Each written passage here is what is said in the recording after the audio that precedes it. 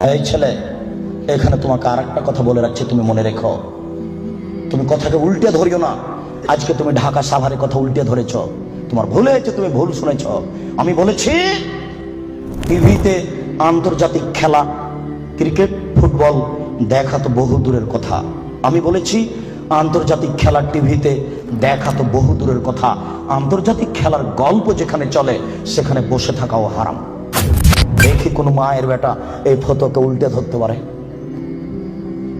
আর তোমার বাড়ির উপরে, 5 তলা বাড়ির উপরে অনেকগুলি পতাকা, তার একটা হচ্ছে ব্রাজিলের পতাকা। তুমি ব্রাজিলকে চিনো কে? তুমি কি ব্রাজিলকে চিনো কে? আচ্ছা, তুমি কি কোনোদিন ভেবেছো ব্রাজিলকে? আচ্ছা, তোমার বিদ্যা তো নেই, তোমার কি একটু বুদ্ধিও নেই? তুমি কি মানুষই নও? রাজশাহী চাঁপাইনবাবগঞ্জের ভাষাতে তুমি কি অমানুষ? তোমার ভিতরে কি কোনো মানবতাই নেই? ওরা ইহুদি, ওরা খ্রিস্টান, ওরা ইহুদি, ওরা খ্রিস্টান। শোনো, যদি তারা শোনে যে তুমি পায়খানায় পড়ে গেছো তাহলে অট্ট হাসি দিবে, আর যদি তোমাকে পাশে পাই তাহলে তোমার মাথার উপরে লাথি মারবে, আর যদি তোমাকে পাশে পাই তাহলে আরো 3 বালতি পায়খানা তোমার মাথার উপরে দিয়ে দেবে। বলো দেখি ওরা কারা? ওরা ইহুদি, ওরা খ্রিস্টান, ওরা জন্মসূত্রেই তোমার শত্রু। ওরা বলছে তোমার নবী ভুয়া, মুহাম্মদ সাল্লাল্লাহু আলাইহি ওয়াসাল্লাম ভুয়া নবী। নবী হলে আমাদের মধ্যে থেকে হবে কেন? ইব্রাহিম আমাদের, সুলাইমান আমাদের, দাউদ আমাদের, মুসা আমাদের, ঈসা আমাদের, ইয়াকুব আমাদের, ইউসুফ আমাদের, সব নবী আমাদের। মুহাম্মদ নবী হলে ইহুদি খ্রিস্টানদের মধ্য থেকে হবে, আমাদের মধ্য থেকে হবে। আরে মুহাম্মদ নাকি পৌত্তলিকের মধ্য থেকে হয়েছে। ছি ছি ছি ছি ছি, এ কেন নবী হবে? ছি ছি ছি ছি ছি, এ ভুয়া নবী। তুমি তার পতাকা মাথার উপরে তুলো কাপুরুষ। তোমার বিদ্যাকে আমি কবর দিতে এসেছি, তুমি মনে রেখো তোমার আমি কিছু না কিছু উপকার করবই করবো ইনশাআল্লাহ। শুনুন, দুনিয়াতে কিছু পাপ আছে মানুষ না করে পাপী। ফুটবল, ক্রিকেট, র্যাকেট খেলা যায় ওই সময়তে যখন টাকার হারজিত থাকবে না, শরীর চর্চা থাকবে, তখন যায়। ফুটবল, ক্রিকেট, র্যাকেট, ভলিবল এগুলো খেলা যাবে ওই সময়তে যখন টাকার হারজিত থাকবে না, শরীর চর্চা হবে। আর যাতে শরীর চর্চা নেই, বসে বসে সময় কাটাই, এটা খুবই খারাপ। চৌসার, ছক্কা, লুডু, দাবা, পাঞ্জা, ক্যারাম বোর্ড, তাস, গেমস এইসব খেলায় যদি কেউ অংশগ্রহণ করে তাহলে সে তার হাতকে শরীর শুকুরের রক্তের মধ্যে ডুবিয়ে দিয়েছে। মুহাম্মদ সাল্লাল্লাহু আলাইহি ওয়াসাল্লাম বলেন, মান লাইবা বিনারদি শির ফাকাত খালায়াদাহু বিদামি খিনজির।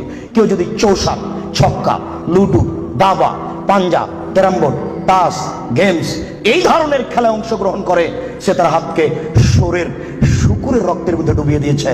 তুমি সাবধান থাকো। সম্মানিত উপস্থিতি, রাসূল সাল্লাল্লাহু আলাইহি ওয়াসাল্লাম বলেন, ইন্না মিম্মা আতাখাওয়াফু আলা উম্মতি, আমার উম্মতের উপরে আমি সবচেয়ে যেটা বেশি ভয় করি পৃথিবীর মানুষ, আমি বলে গেলাম মুহাম্মদ সাল্লাল্লাহু আলাইহি ওয়াসাল্লাম, আমার উম্মতের উপরে আমি সবচেয়ে যেটা বেশি ভয় করি, 1 নম্বর ভয় হচ্ছে আমার উম্মত জেনায় লিপ্ত হবে, এইটা আমার ভয়।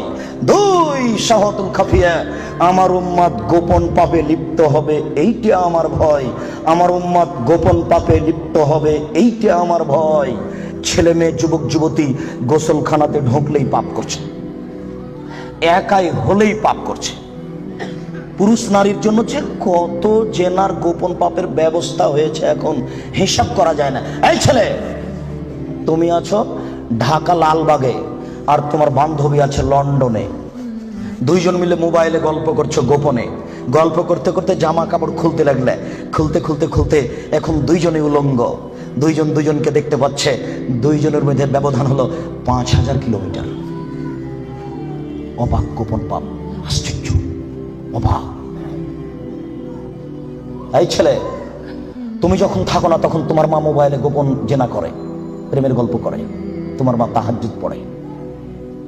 এই ছেলে শোনো, তুমি আর তোমার মা যখন থাকে না তখন তোমার বোন মোবাইলে জেনার গল্প করে। মোবাইল মানে জেনা। আল্লাহ নবী 1450 বছর পূর্বে বলেছেন আমার উম্মত গোপন পাপে লিপ্ত হবে। 15 বছর পূর্বে এইভাবে গোপন পাপ মোবাইলে হতো না। 20 বছর পরে আরো গোপন পাপের কত পথ বের হবে তা আপনাকে আমি এখন ভাষায় বুঝাতে পারবো না। মুহাম্মদ সাল্লাল্লাহু আলাইহি ওয়াসাল্লাম বলেছেন আমার জীবনে বড় ভয়, 1 আমার উম্মত জিনায় লিপ্ত হবে, 2 আমার উম্মত গোপন পাপে লিপ্ত হবে। আপনাকে আমি কি দিয়ে বুঝাই সম্মানিত দিনী ভাই? মুহাম্মদ সাল্লাল্লাহু আলাইহি সাল্লাম বলেন, রাত যখন অর্ধেক হয় তখন সমস্ত আকাশের দরজা খুলে দেয়। যে ব্যক্তি আল্লাহর কাছে প্রার্থনা করে তার প্রার্থনা কবুল হয়ে যায়। যে ব্যক্তি যা চায় আল্লাহ তাকে তাই দিয়ে দেন। যে ব্যক্তি বিপদে পড়ে বলে আল্লাহ আমাকে বাঁচাও, আল্লাহ তাকে বাঁচিয়ে দেন। ইল্লাল বাগিন বে ফারজেহা, তবে যার জেনার সম্পর্ক আছে তার কথা কবুল হয় না। এই ছেলে শোনো, তুমি ম্যাট্রিক পরীক্ষা দিয়েছো, আল্লাহর কাছে প্রার্থনা করছো, আল্লাহ আমার রেজাল্টটা ভালো করে দাও, আল্লাহ আমার রেজাল্টটা ভালো করে দাও, আমাকে গোল্ডেন দাও। আর তোমার মা তাহাজ্জুদ পড়ার পরে চোখের পানি ঝরিয়ে বলছে, আল্লাহ আমার ছেলেটাকে একটা ভালো রেজাল্ট দাও, গোল্ডেন দিয়ে দাও আমার ছেলেকে। এইভাবে তোমার মা রাতের অন্ধকারে চোখের পানি অঝর নয়নে ঝরিয়ে কাঁদছে। তুমি যখন থাকো না তখন তোমার মা মোবাইলে প্রেমের গল্প করে। তোমার মা কিয়ামত পর্যন্ত কাঁদলেও তার কথা কবুল হবে না। আমি অনুবাদক, আমি বুঝাতে পারলাম না।